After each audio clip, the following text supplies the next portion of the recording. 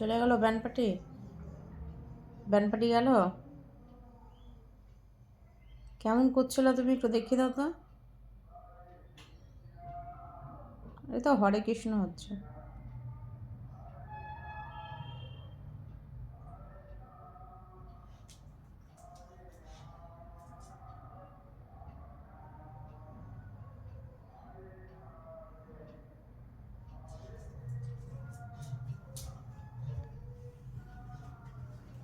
চলে গেল, চলে গেছে। এখনো হরে কৃষ্ণ হচ্ছে। তুমি করো হরে কৃষ্ণ।